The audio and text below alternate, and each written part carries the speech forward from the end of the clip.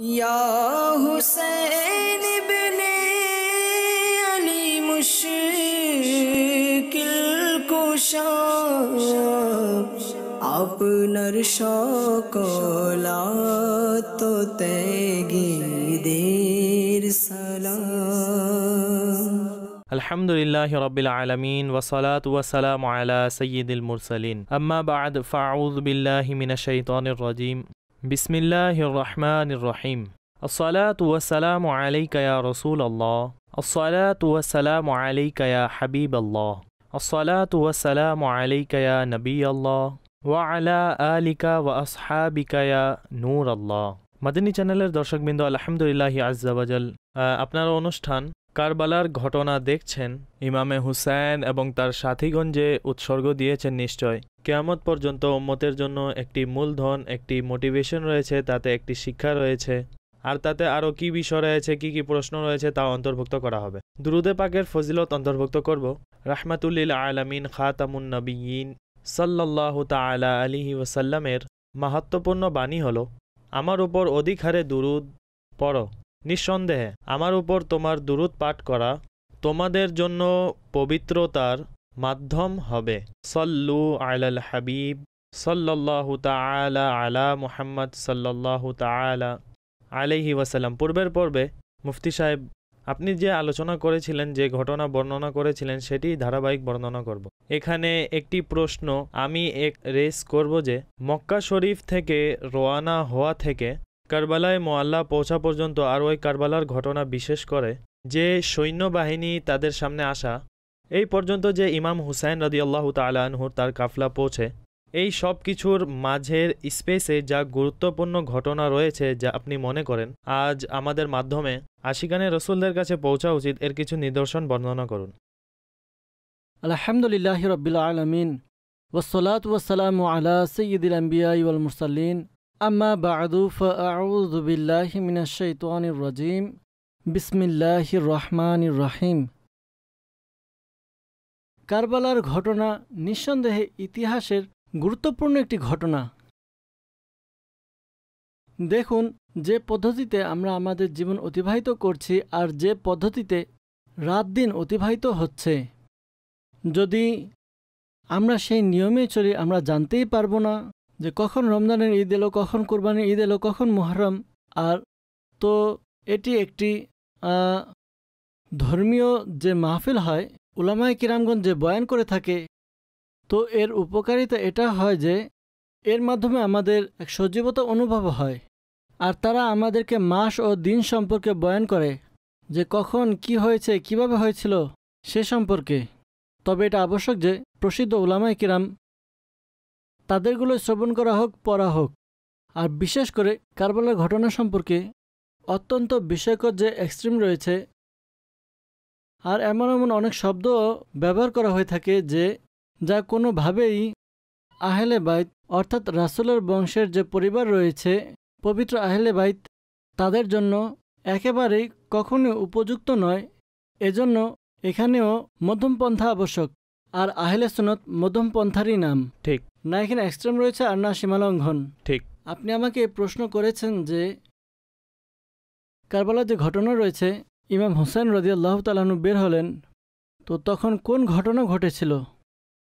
ইমাম হুসাইন রাদিয়াল্লাহু তাআলা আনহু প্রায় ৮ জিলহজে ইয়াউমে তারবিয়ায় হজ পরবর্তী দিনে সঠিক মক্কায় মুকাররমা থেকে বের হন। আর তার বের হওয়ার একটি বড় কারণ হলো যে তিনি এটি চাইতেন না যে মক্কায় মুকাররমার মধ্যে কোনো বিশৃঙ্খলা হোক, কোনো বিদ্রোহ হোক, কোনো হাঙ্গামা হোক।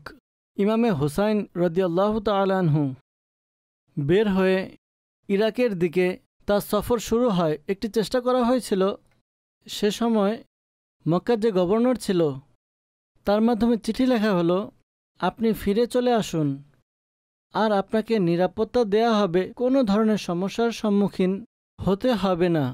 তবে তার কাফেলা চলে যাচ্ছিল, এমনকি অর্থাৎ তার যে গন্তব্য ছিল সেটা তো কুফা ছিল, আর কুফার অধিবাসীরা চিঠি লিখে তাকে আসতে বলেছিল। কুফার অধিবাসীরা চাইছিল তিনি যেন আমাদের কাছে আসেন, আর তিনি যখন তার প্রতিনিধি ইমাম মুসলিম বিন আকিল রাদিয়াল্লাহু তাআলা আনহুকে পাঠালেন। তো ইমাম মুসলিম বিন আকিল তিনিও সেখান থেকে চিঠি পাঠালেন যে হাজারো লোকেরা আপনার প্রতিনিধি মনে করে আমার হাতে বায়াত গ্রহণ করেছে, আর লোকেরা আপনাকে অনেক ভালোবাসে, আপনাকে আসতে বলছে, আপনি তাশরিফ নিয়ে আসুন। তার গন্তব্য ছিল কুফা, তবে একটি স্থান ছিল কোহে জি হাসাম, একটি নতুন বিভাগ ছিল, এর একটি এলাকা ছিল, সেখানে ইবনে জিয়াদ 1000 সৈন্যবাহিনীর সাথে হুর বিন ইয়াজিদ সেনাপ্রধান এর সাথে একটি সেনাবাহিনী রওনা করেছিল, আর ওই সৈন্যদল তার সাথে এখানে এসে মুখোমুখি হয় এবং তাদের পরস্পরের মাঝে আলোচনা হয়। সে খুবই সুন্দরভাবে তার সাথে কথা বলছিল। সে বলল, আমাকে আপনার সাথে যুদ্ধের কোনো নির্দেশনাই দেওয়া হয়নি, আমি আপনার সাথে যুদ্ধ করার তো কল্পনাই করছি না। আপনি হয়তো না মদিনায় মুনাওয়ারায় যাবেন এ সময়, আর না কুফা যাবেন, বরং মধ্যমপন্থা অবলম্বন করে অন্য কোথাও চলে যান, যেন কিছু সময়ের জন্য যারা আপনার শত্রু আছে তাদের দৃষ্টি থেকে অন্তরাল হন। প্রধান যে সড়ক রয়েছে সেদিকে আপনার না যাওয়াটাই উত্তম। জি। সে সময় ইবনে জিয়াদ তার এক বার্তাবাহককে রওনা করল, আর সেই বার্তাবাহক খুবই কঠিন ধরনের বার্তা নিয়ে এসেছিল যে তোমরা কখনোই ইমামে হুসাইন রাদিয়াল্লাহু তাআলা আনহু এবং তার যে সাথী রয়েছে তাদের সাথে নম্রভাবে কোনো কথাই বলবে না, আর না তাদেরকে এখান থেকে যেতে দিবে, তাদেরকে ঘেরাও করে রাখো, আর তাদের জন্য খাবার পানীয় বন্ধ করে দাও। সুতরাং সে তাদেরকে একটি ময়দানের দিকে নিয়ে আসে। তিনি জিজ্ঞাসা করেন, এই ময়দানটি কোন ময়দান, এই স্থানটির নাম কি? তো বলা হয় এই স্থানের নাম হলো কারবালা। হযরত ইমাম হুসাইন রাদিয়াল্লাহু তাআলা আনহু প্রিয় আকা আলাইহিস সালাতু সালামের সেই বাণীসমূহ স্মরণ করতে থাকেন। যখন একবার জিবরিলে আমিন এসেছিলেন আর তিনি এসে খবর দিয়েছিলেন যে আপনার এই সন্তান দুনিয়া থেকে এভাবে বিদায় নিবে যে তাকে শহীদ করে দেয়া হবে, আর সে ঘটনাও তার স্মরণে আসতে থাকে যখন নবী আকরাম আলাইহিস সালাতু ওয়াসসালাম হযরত উম্মে সালমা রাদিয়াল্লাহু তাআলা আনহাকে মাটি দিয়েছিলেন আর বলেছিলেন, যেই দিন এই মাটি রক্ত হয়ে যাবে, লাল হয়ে যাবে, সেই দিন বুঝে যাবে যে আমার এই সন্তানকে শহীদ করে দেয়া হয়েছে।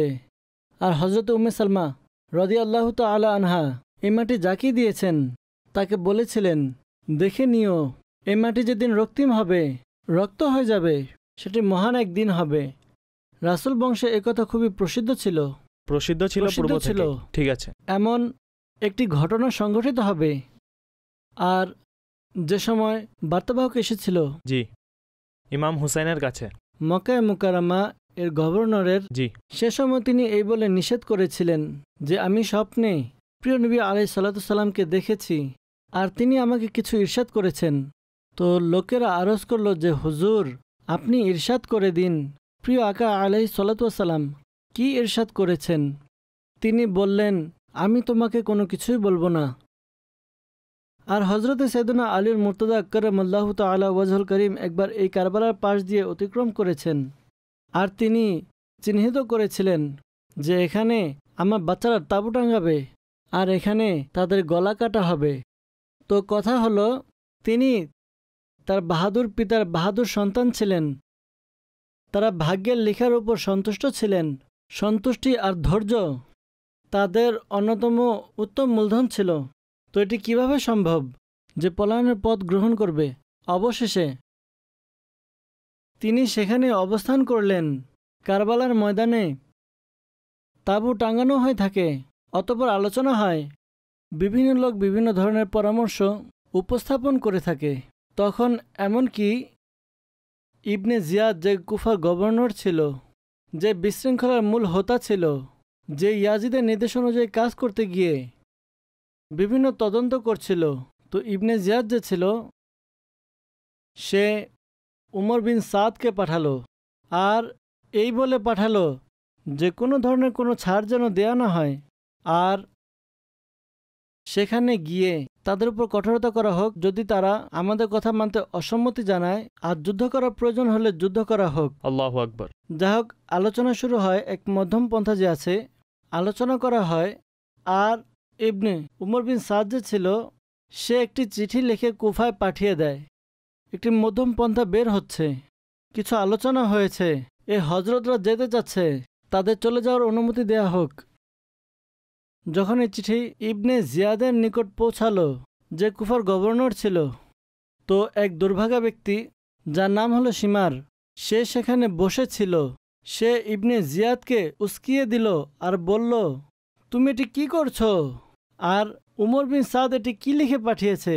এই সকল কথা ইয়াজিদের কাছে পৌঁছালে সে রাগান্বিত হবে, আর সে এই সিদ্ধান্ত কোনো সময়ই মেনে নেবে না।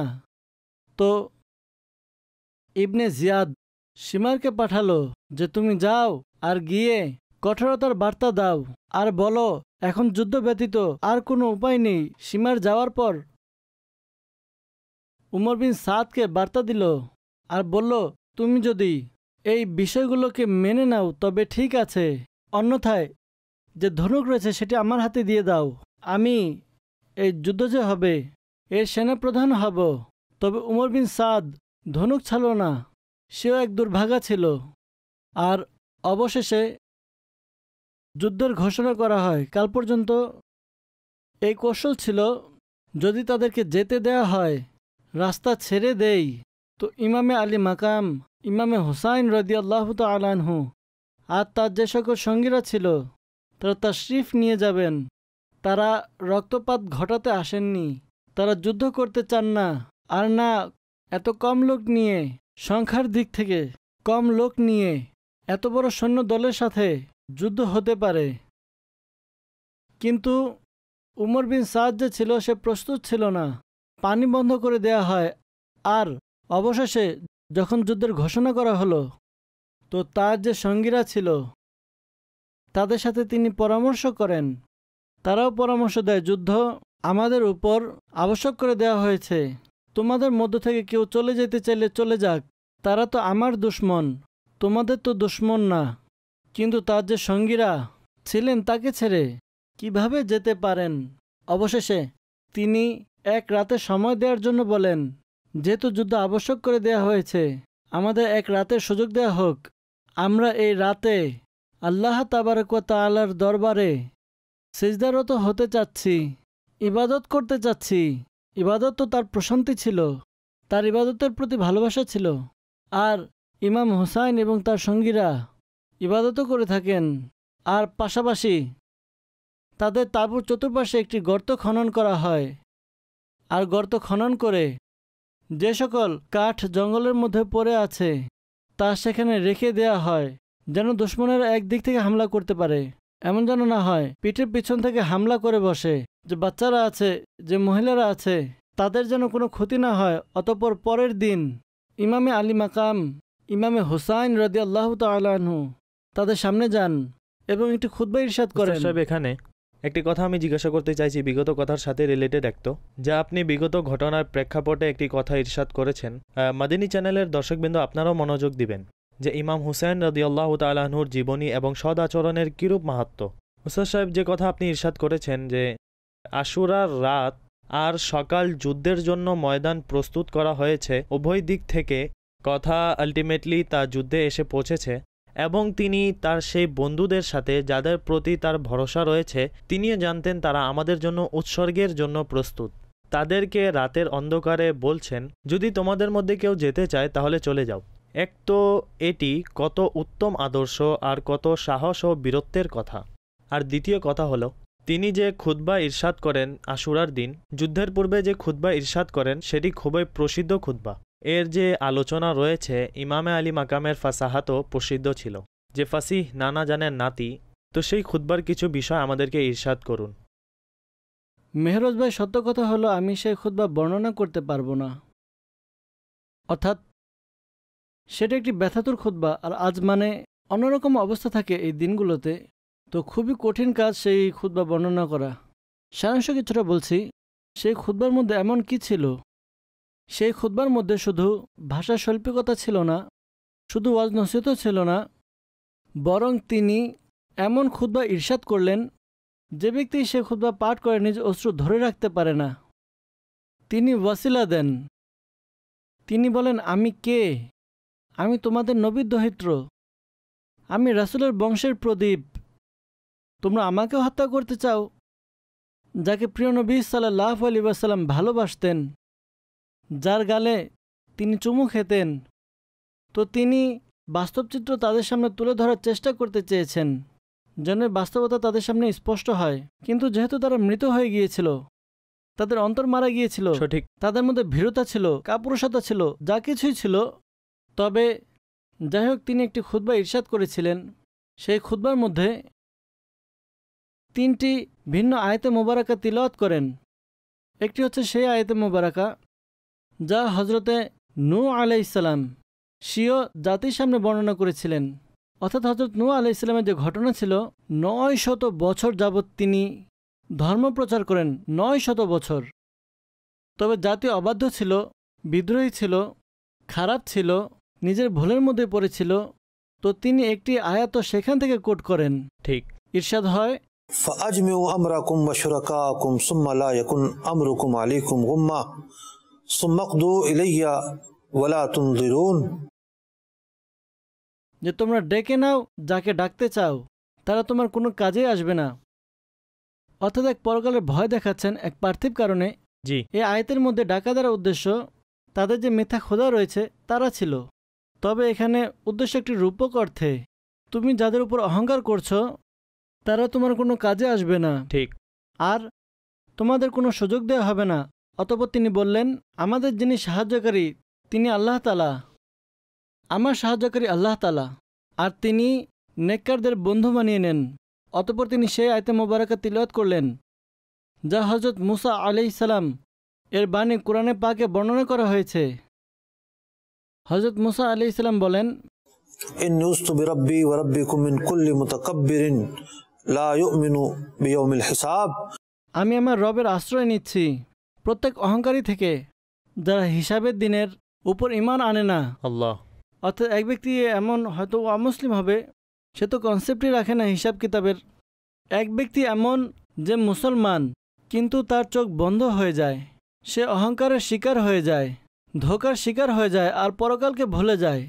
ইমামে হুসাইন রাদিয়াল্লাহু আনহু এই ভিন্ন ভিন্ন আয়াতে মোবারকা তিলাওয়াত করার মাধ্যমে খুতবা ইরশাদ করছেন এবং তাদেরকে নসিহত করছেন। আর নিঃসন্দেহে এটি একটি পরিপূর্ণ একটি দলিল, এই খুতবা। ঠিক আছে। কেননা অনেক লোক এমন রয়েছে যাদের প্রকৃত উদ্দেশ্যই জানা নেই। ঠিক।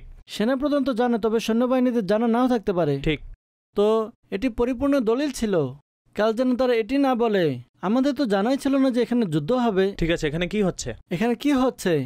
তো তিনি পরিপূর্ণ দলিলের জন্য এই খুতবা ইরশাদ করেন। এই খুতবার উপকারিতা হলো যে হুর বিন ইয়াজিদ, যে যার অন্তরে নম্রতা তো পূর্বে থেকেই ছিল, তার সাথে যুদ্ধ করার কথা তো সে কল্পনাও করছিল না, আর না সে এই উদ্দেশ্যে এসেছিল। হুর বিন ইয়াজিদ যে ছিল, সে এই সৈন্যদল থেকে বের হয়ে, ইয়াজিদের সৈন্যদল থেকে বের হয়ে ইমামে হুসাইন রাদিয়াল্লাহু তাআলা আনহুর সৈন্যদলে অন্তর্ভুক্ত হয়ে যায়। আল্লাহু আকবার। উস্তাদ সাহেব কেমন সৌভাগ্যবান, উচ্চ স্তরের সৌভাগ্যবান। এই পূর্ণ ঘটনা যে রয়েছে অনেক কিছু শিক্ষা দেয়। একদিকে সংখ্যা দিক দিয়ে অনেক সৈন্যদল, জি, রাষ্ট্রীয় ক্ষমতা, রাষ্ট্রীয় পাওয়ার, কিন্তু অপরদিকে নির্যাতন। উস্তাদ সাহেব এখানে যদি চিন্তা করি, মানে এক জ্ঞানের দাড়িপাল্লায় কতিপয় লোক যা হয় বিষয়টি দেখে থাকে আর এই দিকটি দেখে থাকে, অতঃপর বিচার করে থাকে যে একদিকে যদি আমরা দেখি ইমামে হুসাইন রাদিয়াল্লাহু তাআলা আনহু রয়েছে এবং তার কতিপয় বন্ধু রয়েছেন, আর তাতে মহিলারাও রয়েছে, বাচ্চারাও রয়েছে, সকলেই রয়েছে। আর ইমামে হুসাইন রাদিয়াল্লাহু তাআলা আনহু ইয়াজিদের সামনে আসতেন, তার সাথে কম্প্রোমাইজও করতে পারতেন। আর ইয়াজিদের যে সৈন্যদল রয়েছে, ইয়াজিদের সাথে যে লোক রয়েছে, তাদের সংখ্যা অনেক বেশি, হাজার হাজার রয়েছে। অতঃপর এখানে দেখলে স্বাভাবিক ব্যাপার, যুদ্ধ সামগ্রীর এত অধিক নেই যা সেখানে রয়েছে। এখন এমন পরিস্থিতিতে এক সাধারণ মানুষ যে রয়েছে সে চিন্তা করে এটি কিভাবে হবে। আর দ্বিতীয় হলো, আমরা মনে এর দ্বারা কি শিক্ষা নিতে পারি। ইমাম হুসাইনের যে পরিস্থিতি ছিল, তার সৈন্যদলের যে পরিস্থিতি ছিল, আর সামনে যে ইয়াজিদি সৈন্যদল রয়েছে তাদের যে ক্ষমতা ছিল, তো এমতো অবস্থায় কি করা উচিত? মানে আমি যা বলতে চাইছি আল্লাহ করুক আমি বলতে পারি। বর্তমান যুগেও ইলিম বিক্রি হয়। ঠিক। বিক্রি দ্বারা উদ্দেশ্য কি? যে উদাহরণস্বরূপ যদি দিনদারির কথা বলি, এক তো ইলিম বিক্রি দ্বারা উদ্দেশ্য হলো প্রফেশনাল ব্যক্তি নিজের যে দক্ষতা রয়েছে অ্যাপ্লাই করে থাকে, তার কথা বলা হচ্ছে না। ধর্ম বিক্রয় হয়। আস্তাগফিরুল্লাহ। বর্তমানে ধর্ম বিক্রেতার কমতি নেই আজও। বর্তমানে ন্যায় বিচারও বিক্রয় হয়। বর্তমানে ন্যায়কে লুকানো হয়, অত্যাচারীর সঙ্গ দেওয়া হয়। এমন কোন মন্দ কাজ রয়েছে যা আজ হয় না? যে একেবারে সকলের সামনে রয়েছে। আর এর উপর দিয়ে কি হয়? অধিকাংশ লোক এটাই করে। সকল লোকেরা এমনই করছে। ঘুষ নীতি নিষেধ করলে বলে, জনাব আমি যদি থেমে যাই, এ সকল লোকেরা কিভাবে থামবে? তো এই যে পূর্ণ প্রেক্ষাপট রয়েছে, জি, এটি শিক্ষা দেয়, সেই লোকদের শিক্ষা দেয় যারা সত্যের উপর প্রতিষ্ঠিত রয়েছে। জি, শেষ নিঃশ্বাস পর্যন্ত প্রতিষ্ঠিত থাকতে হবে। আল্লাহু আকবার। দুনিয়ার লোক যা কিছু বলতে থাকুক, পরোয়া করা যাবে না। প্রতিষ্ঠিত থাকতে হবে। না সত্যকে ছাড়া যাবে, না অন্যায়ের সঙ্গ দিবে, না ন্যায়ের বিরুদ্ধে পদক্ষেপ নেওয়া যাবে, না ধর্মকে বিক্রি করবে। এমন কোনো কাজ করা যাবে না যে জনাব আমি অসচ্ছল, আমি কিছুই করতে পারবো না। সবচেয়ে বড় শক্তি হলো আওয়াজ। ইমামে হোসেন রাদিয়াল্লাহু তাআলা শেষ পর্যন্ত মৌখিকভাবে কার্যকরীভাবে সত্যের উপর প্রতিষ্ঠিত ছিলেন। যিনি সন্দেহে তার শির দেহ থেকে পৃথক করে ফেলা হয়েছে, তবুও সত্যের উপর প্রতিষ্ঠিত ছিলেন। কত এমন লোক রয়েছে যারা অত্যাচারিত, জি ঠিক, যাদের উপর অত্যাচার হচ্ছে, যারা নিজের অধিকার পাচ্ছে না, অসহায় হয়ে রয়েছে, অসহায় অবস্থায় রয়েছে। তো এই পুরো ঘটনা ওই সকল লোকদের সহায়ক স্বরূপ যে যখন আলে রাসূলেরাই এই কষ্টের সম্মুখীন হয়েছেন, এই বিপদের সম্মুখীন হয়েছেন, এই মুসিবতের সম্মুখীন হয়েছেন, তো আমাদেরও ধৈর্য ধারণ করা উচিত। প্রথম কথা হলো ধৈর্য ধারণ করা উচিত। দ্বিতীয় কথা হলো দিনের ব্যাপারে কোনো কম্প্রোমাইজ করা যাবে না, অর্থাৎ অন্যায়ের বিরুদ্ধে কোনো কম্প্রোমাইজ করা যাবে না।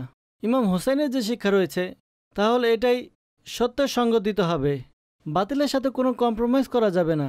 আজ লোকজন টাকার লোভে, পদমর্যাদার লোভে, পজিশনের লোভে, না জানি মানুষ কোন কোন লোভে দুনিয়ায় এমন কাজ করে যা একেবারে সত্যের বিরুদ্ধে কাজ হয়ে থাকে, যা মিথ্যার পক্ষপাতিত্বে কাজ হয়ে থাকে।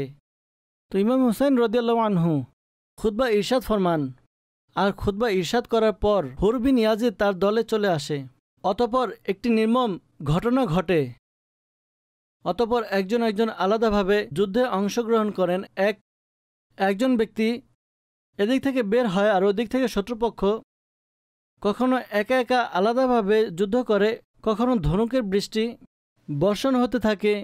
তার বংশের মধ্য থেকে সর্বপ্রথমে হজরত আলী আকবর রাদিয়াল্লাহু আনহু, যিনি রাসূলের সাদৃশ্য ছিলেন, যিনি এই রাসূল বংশের যুবক ছিলেন, তিনি শহীদ হয়ে যান। অতঃপর হজরত হাসান রাদিয়াল্লাহু আনহুর শাহজাদা হজরতে ইমাম কাসিম রাদিয়াল্লাহু তাআলা আনহু, তিনি শহীদ হয়ে যান। ধীরে ধীরে ধীরে যে সকল যুবক ছিল, যে সকল পুরুষ ছিল, ছেলে ছিল, তারা শহীদ হয়ে যান। শুধুমাত্র হজরত ইমাম জাইনুল আবিদিন রাদিয়াল্লাহু আনহু ব্যতীত, তিনি অসুস্থ ছিলেন। তার মধ্যে এত শক্তি ছিল না যে তিনি গিয়ে যুদ্ধ করতেন। আর হজরত ইমাম হোসাইন রাদিয়াল্লাহু তাআলা আনহু এটাই চাইছিলেন, তিনি জীবিত থাকেন। যখন তিনি যেতে লাগলেন তো ইমাম জাইনুল আবিদিন রাদিয়াল্লাহু তাআলা আনহু তিনি তার বাহু ধরে নিলেন যে আমি থাকতে আপনি কিভাবে যেতে পারেন। অবশেষে ইমামে হোসাইন রাদিয়াল্লাহু আনহু অতঃপর তাকে বুঝিয়ে নিজে রওনা হয়ে যান ময়দানের দিকে। আর সেই সময়ও তিনি একটি খুতবা ইরশাদ করেন। একটি খুতবা তিনি যুদ্ধের শুরুর দিকে ইরশাদ করেন এবং আরেকটি খুতবা তিনি এক সর্বশেষ পূর্ণ দলিল হিসেবে সেই সময় দিয়েছেন। তবে রক্ত তাদের চোখে নেমে এসেছিল, আর ওই লোক যে ছিল একেবারে অন্ধ হয়ে গিয়েছিল, তাদের সম্মানের কোনো সম্পর্ক বাকি ছিল না। অবশেষে শত্রুদের সাথে লড়াই করতে করতে সামনের শত্রুদের গাজর এবং মূলার মতো কাটতে কাটতে ইমামে হোসাইন রাদিয়াল্লাহু তাআলা আনহু অবশেষে শহীদ হয়ে যান। আর তার শির মোবারক যে রয়েছে দেহ থেকে পৃথক হয়ে যায়, আর দুর্ভাগ্য সীমা তার উপর সীমাহীন অত্যাচার করে থাকে। আর তখন কেমন মর্মান্তিক অবস্থা ছিল, বিশেষ করে মহিলাদের। তাদের অন্তর কতটা শোকাহত ছিল যখন তাদের সামনে তাদের সন্তানকে, তাদের স্বামীকে, তাদের ছেলেদের সে সময় কেমন অবস্থা ছিল। আসমান সে সময় রক্তের কান্না করেছিল। আর নিঃসন্দেহে এমন একটি ঘটনা সংঘটিত হয়, শুধু ঘটনা নয়, একটি বড় মর্মাহত ঘটনা বলা হয়। এই মর্মাহত ঘটনা সত্য মিথ্যার মধ্যে পার্থক্য হয়ে যায়, একটি ইতিহাস হয়ে যায়। আর ইমাম হুসাইন একটি সত্যের নাম, আর ইয়াজিদ এটি হলো একটি মিথ্যার নাম। এখন ইমাম হুসাইন রাদিয়াল্লাহু আনহুর পবিত্র শির মুবারককে সর্বপ্রথম ইবনে জিয়াদের দরবারে নিয়ে যাওয়া হয়। সেখানে উমর বিন সাদ সে শির নিয়ে মাথা মুবারক নিয়ে পৌঁছান। হজরতে জাইদ বিন আরকাম রাদিয়াল্লাহু তাআলা আনহু সেটা উপস্থিত ছিলেন। ইবনে জিয়াদ তার দাঁত মুবারকে যখন নিজের লাঠি লাগাচ্ছিল তো তিনি দাঁড়িয়ে যান। হে ইবনে জিয়াদ, তুমি এটি কি করছো? এটি তো সেই দাঁত মুবারক যে নবী আকরাম আলাইহিস সালাতু সালাম এই ঠোঁট মুবারকে চুমু দিতেন। তুমি এই পবিত্র ঠোঁট মুবারকে লাঠি লাগাচ্ছ। বলতে লাগলো, যদি তুমি বৃদ্ধ না হতে আর তোমার মাথা যদি খারাপ না হতো তাহলে আমি তোমার মাথা দেহ থেকে পৃথক করে দিতাম আর তুমি চলে যাও এখান থেকে। তিনি উঠে সেখান থেকে চলে আসেন। আরেকটি চমৎকার কথা বলে আসেন, গোলাম এখন গোলামের উপর রাজত্ব করছে, আর এখন গোলামেরাই রাজত্ব করতে থাকবে, অর্থাৎ অজ্ঞ লোকেরাই রাজত্ব করবে, আর তোমরা এখন গোলাম হয়েই থাকবে। উস্তাদ সাহেব, যেমন এখন আপনি বিষয়টি বর্ণনা করেছেন, স্বাভাবিক ব্যাপার অসংখ্য বিষয় এমন রয়েছে যা অধ্যয়ন করতে বলতে গিয়ে অন্তরের অবস্থা ব্যথাতুর হতে থাকে। তবে সেটি এমন যে শিক্ষণীয় বা এর দ্বারা কিছু কিছু উদ্দেশ্য লাভ করা যায়। হুজুর, এখানে যদি আমরা দেখি যে এমন লাগে যে ইমামে হুসাইন রাদিয়াল্লাহু তাআলা আনহুর বিরোধিতাকারী যারা ছিল, ইয়াজিদ এবং তার লোক লস্কর যারা ছিল, তাদের উপর দুর্ভাগ্যের আধিপত্য ছিল আর পার্থিব লোভ তাদেরকে ধ্বংস করে ফেলেছিল। আল্লাহর বড় রহমত, আমরা মুসলমান আশিকে রাসূল। তবে দুনিয়ার ভালোবাসা এটি তো একটি খুবই আসফল স্তর, খুবই নিচের স্তর, যে এ পর্যন্ত পৌঁছে গেছে। তবে আমরা যদি নিজের উপর কিয়াস করি তাহলে দুনিয়ার ভালোবাসা দিনদারিকে তো ক্ষতি করে থাকে, এর দ্বারা এটাই মনে হচ্ছে। প্রকৃতপক্ষে শিক্ষণীয় বিষয় হলো যে জি, যখন এত বড় ধরনের অত্যাচারের পাহাড় চাপানো হয়েছে তো জমিন কি ফেটেছে এবং তারা কি ধসে গেছে? ধসেছে? জি, এমন তো হয়নি। তারা নিজ জীবনে খাওয়া দাওয়া করতে থাকে, জি, হাসি খুশির মধ্যে থাকে। জি, বিজয়ের পতাকা উত্তোলন করেছিল তারা। অর্থাৎ সবচেয়ে বড় যে বাধা ছিল, যার ভয় তাদের ছিল, যে লোকেরা তাদের সাথে হয়ে গেল, আমাদের রাজত্বের এখন কি হবে, তো বাহ্যিকভাবে তো তারা বিজয় হয়েছে। তাদের গর্ব করার, অহংকার করার, দাম্ভিকতার কেমন অবস্থা ছিল সে সময়? আরও বেড়ে গেছে, আরও বেড়ে গিয়েছিল। এটি আল্লাহর পক্ষ থেকে ছাড় ছিল। আজ আমরা দেখে থাকি অনেক লোকদেরকে যারা বড় বড় ভুল করে থাকে। লোকেরা বলে যে কি হয়েছে, আমাদের মতো তো তারা মানুষ, তারা তো আমাদের মতোই, কেন ভালো মন্দ বলো, ভুল কথা কেন বলো, তারা ভাই মানুষ, তারা তো আমাদের মতোই। আরে জানাব, এসব কথা তো তাহলে ইয়াজিদের জন্য প্রমাণিত হয়, তার সৈন্যদলের জন্য প্রমাণিত হয়, সীমারের জন্য তো প্রমাণিত হয় না। ভুল ত্রুটিকারীর সাথে এমন কখনো হয় না যে তার চেহারা কালো হয়ে যাবে। তার চেহারার মধ্যে লিখে দেওয়া হয় যে জনাব সে ভুল করেছে, সে দোষ করেছে, সে কাফির হয়েছে, মুরতাদ হয়েছে বা অমুক হয়েছে। যে ধরনের ভুল তেমনই পরিণতি না, আল্লাহর পক্ষ থেকে ছাড় দেওয়া হয়ে থাকে। তো দুনিয়ার মধ্যে যদি কারো প্রতি প্রভাবিত হতে হয় তো এর কোনো কারণ থাকে। দিনদারি এমন একটি বিষয়, দিনদারি এমন একটি উপায় যা আমাদেরকে বলে দেয় কোথায় দাঁড়ানো যাবে, কোথায় দাঁড়ানো যাবে না। এমন কি মেহরোজ ভাই, যে যদি মাআযাল্লাহ সুম্মা মাআযাল্লাহ সুম্মা মাআযাল্লাহ কেউ স্পষ্ট ভাষায় নবী আকরাম রসুল মুহতাশাম হজরত মুহাম্মদ মুস্তফা আহমদ মুজতবা সাল্লাল্লাহু তাআলা আলাইহি ওয়াসাল্লামের শানে বেয়াদবি করে থাকে, আস্তাগফিরুল্লাহ, কতিপয় দুর্ভাগা আজও এমন রয়েছে যারা বলে থাকে কেন এর পিছনে এত লেগে আছো, কেন গালমন্দ করছো, ইমান কি বিক্রি করে খেয়ে নিব, আমরা কি ইমান বিনষ্ট হতে দিব, আমরা কি বেঈমান হয়ে যাব, আমরা কি আখিরাতে আল্লাহ তাআলা ও তার রাসূলের দরবারে জবাবদিহি করব না? তো কথা হলো, ঠিক আছে, এক স্তর রয়েছে। মন্দের একটি স্তর হলো তাকে হাত দ্বারা বাধা দেওয়া হবে, এটি বাদশাহের কাজ। একটি স্তর হলো সেটি মুখ দ্বারা নিষেধ করা হয়ে থাকে। একটি স্তর হলো সেটি অন্তরে মন্দ মনে করা হবে। আপনাদের মধ্যে কি এতটুকু ঈমানও অবশিষ্ট নেই যে অন্তরে মন্দ মনে করবেন না? আল্লাহু আকবার। অর্থাৎ প্রিয় আকা আলাইহিস সালাতু সালাম এর দরবারে বেয়াদবি হতে থাকে, তার সাহাবায়ে কিরামের দরবারে, তার প্রিয়দের দরবারে বেয়াদবি হতে থাকে, আপনি অন্তরে মন্দ মনে করবেন না? তাহলে ঈমান কোথায় রইল? তো যেখানে রাসূলের ভালোবাসা আমাদের ঈমানের অংশ, সেখানে নবী আকরাম আলাইহিস সালাতু সালামের সাথে সম্পর্ক রাখা প্রত্যেকটি বস্তুর ভালোবাসাও আমাদের ঈমানের অংশ।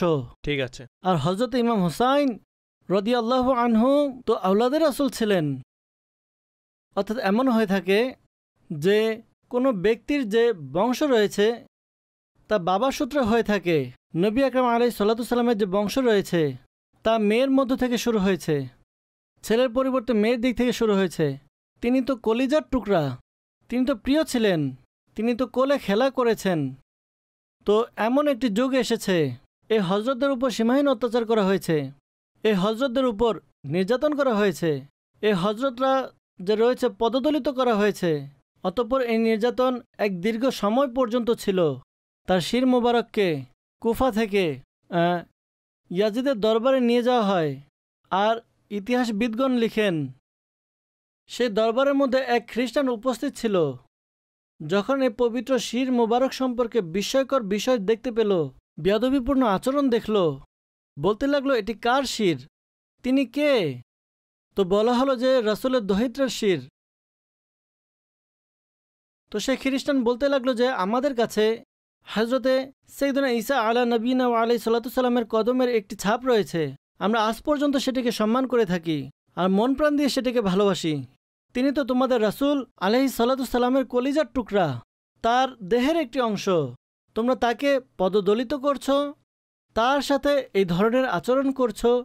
অর্থাৎ যারা অমুসলিম ছিল তারাও এটা মনে করছিল যে এটি কি হচ্ছে। মুসা সাহেব ঈমানের সম্পদ পেয়েছে এর বরকতে। এমনও ঘটনা রয়েছে যে আহলে বাইত এমনও হয়েছে। অর্থাৎ তার শির মোবারক যেখানে যেখানে গিয়েছে, অতঃপর এর যে কারামত ও বরকত প্রকাশিত হয়েছে, এর দ্বারা ঈমানের সম্পদ পেয়েছে। আর আমি পূর্বেও একবার আরজ করেছিলাম যে তার যে পবিত্র দেহ মোবারক ছিল, জি, তা তো কারবালার ময়দানে দাফন করা হয়েছে। জি, পবিত্র শির মোবারক দামেস্কে নিয়ে গিয়ে দাফন করা হয়েছে। অতঃপর এমন একটি সময় আসলো যে সালাউদ্দিন আইয়ুবীর সময়কালে যখন সালেবিদের যুদ্ধ জারি ছিল, তো তখন এই পবিত্র শির মোবারক, কেননা এখানে যে স্থানে সালেবি ছিল সকল লোকেরা ঘুরছিল মসজিদে আকসার আশেপাশে, আর অন্য এলাকাতেও দাফন করা হয়েছে। অতঃপর সেখান থেকে বের করে পবিত্র শির মিশরে দাফন করা হয়, আজহার নামক স্থানে। মসজিদে সাইয়্যিদুনা ইমাম হুসাইন অবস্থিত, সেখানে শির মোবারক দাফন করা হয়েছে। আর যেই তারিখে এই শির মোবারক মিশরে পৌঁছেছিল, মিশরের অধিবাসীরা সেই তারিখকে খুবই সম্মানের সাথে পালন করে থাকে। আল্লাহ তাআলা এই বরকত আমাদেরকে দান করেছেন। এই শির মোবারক এখানে তাশরিফ নিয়ে এসেছে, সেখানে তা বিদ্যমান রয়েছে, আর এ বিষয়ে কিতাব রয়েছে। এর ইতিহাস ও হিস্ট্রি সম্পর্কে মেহেরবানি রয়েছে, উলামায়ে আজহারের ঐক্যমত রয়েছে যে সে শির মুবারক সেখানে দাফন হয়েছে। মাদানী চ্যানেলের দর্শকবৃন্দ, আহলে বাইতে আতহার হোক, সাহাবায়ে ইকরাম আলাইহিমুর রিদওয়ান হোক, মুফতি সাহেব যেভাবে বলেছেন যে আমরা তো নবী পাক সাল্লাল্লাহু তাআলা আলাইহি ওয়াসাল্লামের ভালোবাসার দাবি করে থাকি, আর ঈমানের দাবিও এটি যে যার সাথে যত বেশি সম্পর্ক নবী পাক আলাইহিস সালাতু ওয়াস সালামের সাথে, তার তত ভালোবাসা ও শ্রদ্ধা আমাদের অন্তরে থাকবে। আর এটি তাদের জীবদ্দশা পর্যন্ত, তাদের পার্থিব জীবন পর্যন্ত সীমাবদ্ধ নয়, বরং উস্তাদ সাহেব বর্তমানে অভিজ্ঞতা অনেক সময় এমন হয় যে মানুষ আমলের ক্ষেত্রে খুবই দুর্বল হয়ে থাকে, অর্থাৎ অলস হয়ে থাকে, বেশি আমল করতে পারে না, কিন্তু আদব যে রয়েছে তার হাতছাড়া হয় না। আদব এমন একটি বিষয়, আদব অনেক বড় এক নিয়ামত। যদি আমরা এ বিষয়ে কল্পনা করি যে জনাব আমাদের ভালোবাসা আল্লাহর জন্য, আমাদের শত্রুতা আল্লাহর জন্য, জি ঠিক বলেছেন, তো অনেকগুলো বিষয় স্পষ্ট হয়ে যাবে। অর্থাৎ আহলে বাইতে আতহার যারা হলেন আমাদের মাথার মুকুট, এর কারণ কি? যে প্রিয় নবী সাল্লাল্লাহু আলাইহি সাল্লামের বংশের অংশ, একেবারে ঠিক বলেছেন। তার সন্তান, তার প্রিয় দহিত্র, তার পবিত্র স্ত্রীগণ, এমনিভাবে যারা তার সাহাবী ছিলেন, সাইয়েদনা সিদ্দিক আকবর রাদিয়াল্লাহু আনহু ছিলেন, হযরত উমর ফারুক রাদিয়াল্লাহু আনহু ছিলেন, হযরত উসমান গনি রাদিয়াল্লাহু আনহু ছিলেন, হযরত আলীউল মুর্তদা রাদিয়াল্লাহু আনহু ছিলেন।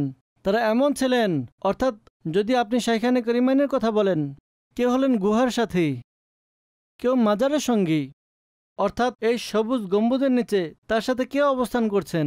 হযরত সাইয়েদনা আবু বকর সিদ্দিক রাদিয়াল্লাহু আনহু, সাইয়েদনা উমর ফারুক রাদিয়াল্লাহু আনহু, তাদের মাজার রয়েছে সেখানে।